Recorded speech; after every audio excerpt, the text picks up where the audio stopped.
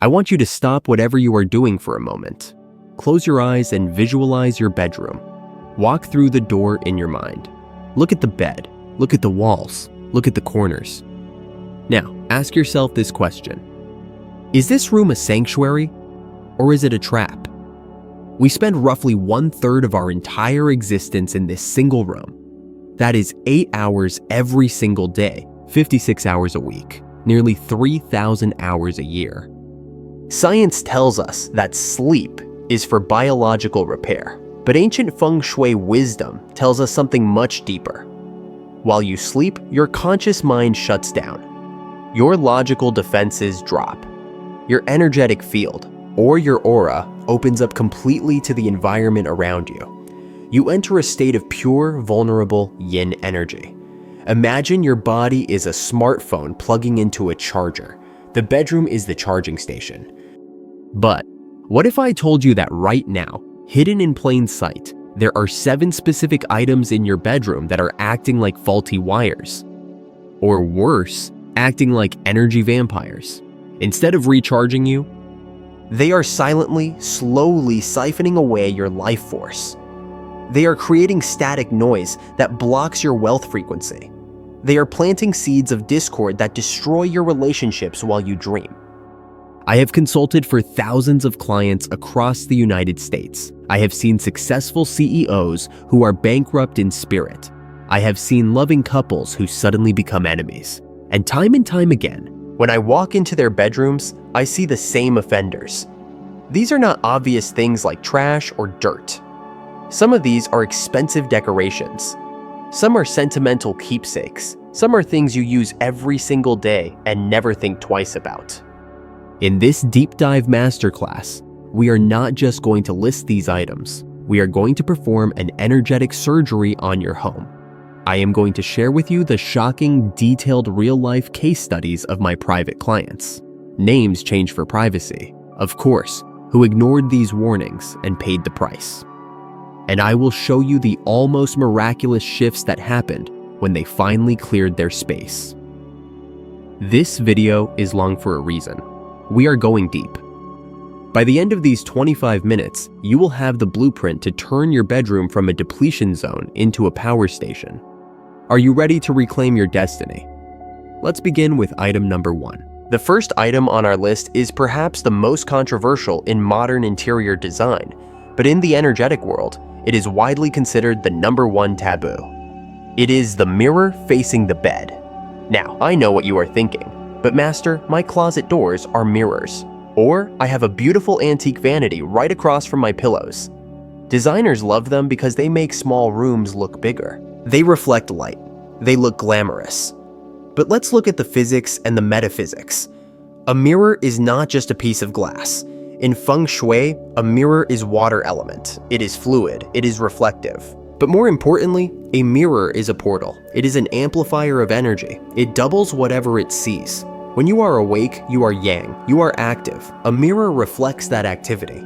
But when you sleep, you need to be yin. You need absolute stillness to allow your soul, your astral body, to detach slightly and rejuvenate.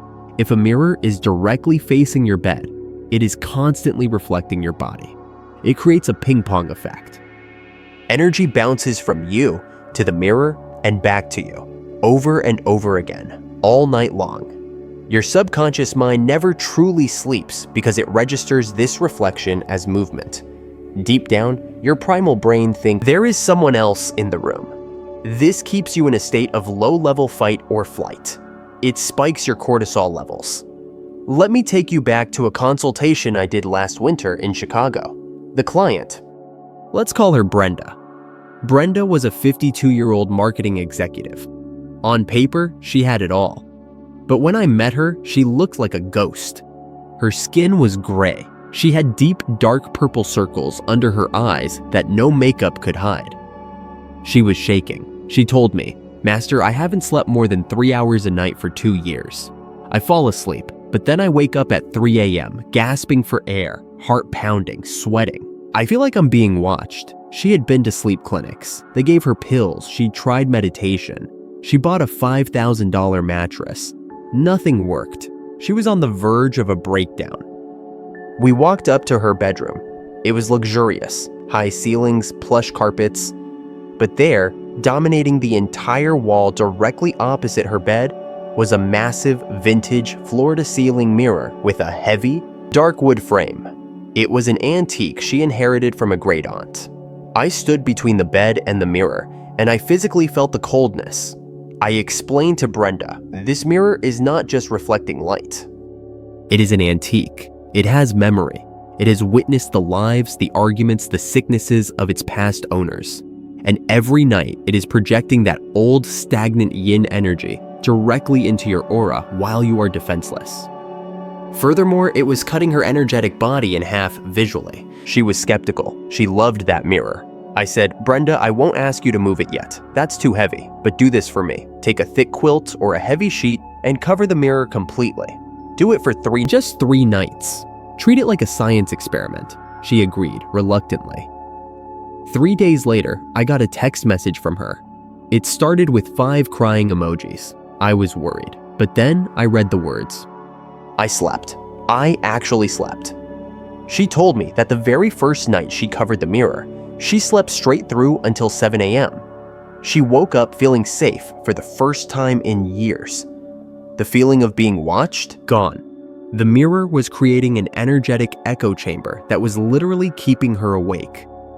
Within a week, she hired movers to take the mirror out of the bedroom and put it in the dining room, where it could reflect food and abundance.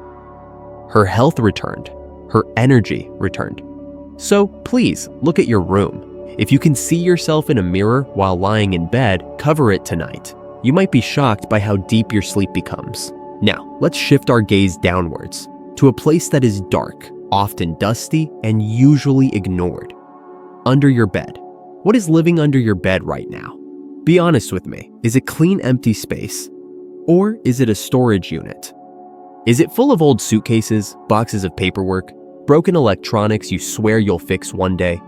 Or worse, shoes? In the logic of energy flow, your bed should be like a cloud floating in the sky. You want Chai vital life force to circulate evenly around your entire body, above you and below you. This circulation acts like a gentle massage for your energetic field. But when you stuff the space under your bed with dense physical objects, you create a blockage. You create stagnation. You are literally sleeping on top of a pile of stuck energy. Let's talk specifically about the most dangerous item to keep under there. Shoes.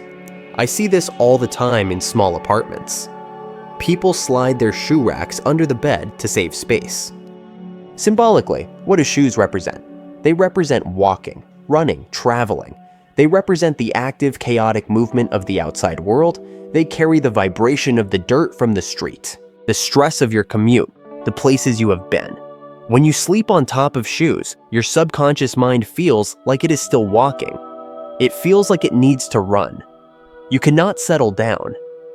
You might find yourself having dreams about being chased, or dreams about being late for a train. You wake up feeling restless, like you've been running a marathon all night.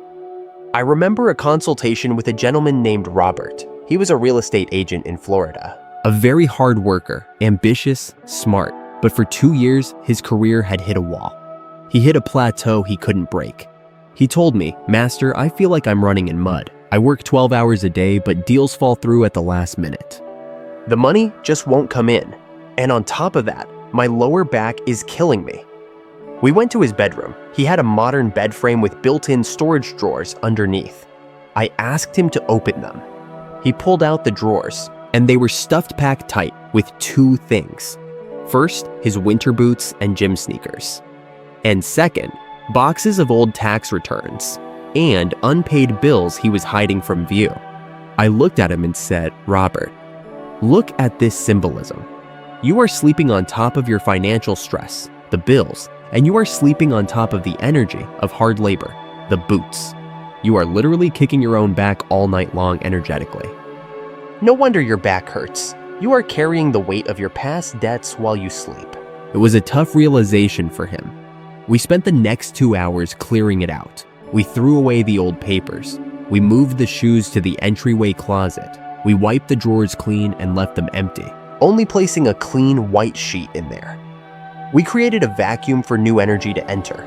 The physical results: within 2 weeks, his back pain reduced significantly. His chiropractor was amazed.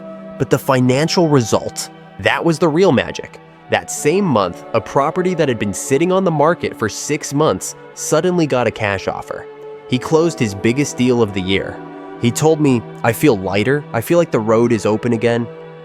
Your bed is for rest, not for storage. Your wealth needs room to breathe. Clear the space under your bed, and you clear the path for your future. We have cleared the reflections, and we have cleared the clutter below. Now, we must look at what is buzzing right next to your brain. Item number 3 is the modern-day addiction: electronics on the nightstand. Specifically, your cell phone, your tablet, or that digital clock radio with the bright red numbers. I know, you use it as an alarm. You use it to scroll through news before sleep. But in Feng Shui, electricity is fire energy. It is fast, erratic, and stimulating. More importantly, these devices emit EMFs, electromagnetic fields. Think about your brain. Your brain operates on subtle electrical impulses. When you sleep, your brain waves slow down to delta and theta waves deep. Restorative healing states. But if you have a phone plugged into the wall just 6 inches from your pillow, it is creating a field of electrical noise. It acts like a jammer. It interferes with your brain's natural ability to power down. You might be asleep, but your brain is buzzing. This leads to waking up with brain fog, headaches, and a lack of creative ideas. I had a client, Michael, a high-powered CEO in Silicon Valley. He was brilliant, but he was suffering from severe burnout and what he called mental static. He told me, "I can't focus. I used to have great ideas in the shower, but now my mind feels like an untuned radio." I walked into his bedroom. It was like a command center. On his left nightstand, an iPhone, an iPad, an Apple Watch, and a wireless charger. All blinking, all humming, all within arm's reach of his head. He was literally sleeping inside an electrical cage. I told him, "Michael, you are trying to reboot your biological computer, your brain, while keeping it connected to the World Wide Web. It never gets a chance to clear its cache." We made a rule: the analog bedroom. We bought an old-fashioned battery-operated alarm clock, $15 on Amazon. All devices were banned from the bedroom. They had to charge in the kitchen. The withdrawal was hard for the first 2 nights. He felt anxious. But by day 5, he called me sounding like a different person. His voice was deeper. He was calmer. He said, "The static is gone. I woke up today with the solution to a problem I've been stuck on for months." Distance is key. If you must keep your phone in the room, put it at least 6 feet away from your head. Give your brain the silence it deserves. Now, we move to a more sensitive, emotional topic. This one often brings tears to my clients' eyes, but it is necessary to discuss. Item number 4 is photos of deceased loved ones or past relationships in the bedroom. The bedroom is the room for the living. It is the room for current love and current vitality. Feng Shui is about living qi. When you hang photos of ancestors, grandparents, or a deceased spouse directly in the bedroom, you are introducing yin energy, the energy of the past, the energy of grief, and the energy of the spirit world. While we must honor our ancestors, the bedroom is not the place for a shrine. Sleeping under the gaze of those who have passed can cause you to feel drained, heavy, or trapped in the past. It anchors your energy backward, preventing you from moving forward. And for those of you who are divorced or single and looking for love, look around. Do you still have photos of your ex, or even gifts they gave you? Or maybe, is your room filled with photos of only your children and pets? If your room is a shrine to your kids, there is no energetic space for a romantic partner. You are signaling to the universe, "I am a parent, not a lover." I worked with a lovely widow named Linda. Her husband had passed 5 years ago. She was lonely and wanted to meet someone new, but she felt guilty. Her bedroom was a museum.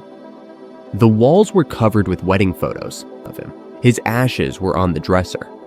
She slept on her side of the bed, leaving his side perfectly made, as if waiting for a ghost. I sat with her and gently said, "Linda, you are living with a ghost. There is no room for a new man to enter because the space is already taken. It was an emotional process. We didn't throw anything away. We moved the photos to a beautiful memory altar in the living room. We put his ashes in a respectful place in the study. Then, we changed the bed sheets to a new color, something he never used. We bought 2 new nightstand lamps. We turned it into Linda's room. 6 months later, Linda met a wonderful man at a gardening club. She told me, for the first time in years, I didn't feel like I was cheating. I felt ready. If you want new life, you must make space for the living. Finally, item number 5. This is often a decorating mistake. Sharp, spiky plants, like cacti or sharp decor. Plants are generally good feng shui. They are wood energy, growth. But not all plants are created equal. A cactus, or any plant with thorns, needles, or sharp spear-like leaves, creates what we call sha-qi killing energy. Those needles are thousands of tiny arrows pointing at you. If you have a cactus on your nightstand, you are sleeping next to a porcupine. This energy creates prickly relationships. It leads to arguments that come out of nowhere, small misunderstandings that turn into fights. It can also manifest as skin issues or allergies, literally irritation. Swap them out. The bedroom needs soft, rounded leaves. Think of a golden pothos, a peace lily, or a rubber plant. Soft curves, gentle energy. If you have a collection of knives, swords, or aggressive art in the bedroom, please move them to the man cave or the garage. The bedroom is for peace, not for war. We have identified the vampires. We have cleared the clutter. We have moved the mirrors. Now, the room feels lighter. But to seal the deal, we need to perform a final reset. We need to wipe the energetic slate clean. Now, here is the salt and sound ritual. I want you to do this Sunday morning. Step 1, the salt absorption. Get 4 small bowls. Fill them with sea salt. Place 1 bowl in each of the 4 corners of your bedroom. Salt is a crystal. It absorbs negative ions and stagnant qi like a sponge. Leave them there for 24 hours. Let them soak up all the old energy of arguments, sickness, and stress. After 24 hours, flush the salt down the toilet. Do not eat it. It is full of toxic energy. Step 2, the sound activation. After the salt is gone, stand in the center of the room. You need sound to break up the static air. You can use a bell, a singing bowl, or simply your own hands. Clap your hands loudly, clap into the corners, clap under the bed. Visualize the sound waves shattering any remaining stuck energy. Open the windows. Let fresh air rush in to replace the old. Do this, and I promise you, the next time you walk into your bedroom, it will feel different. The air will feel crisp, the colors will look brighter. And when you lay your head on that pillow, you will sleep the sleep of the innocent. Your bedroom is the battery for your life.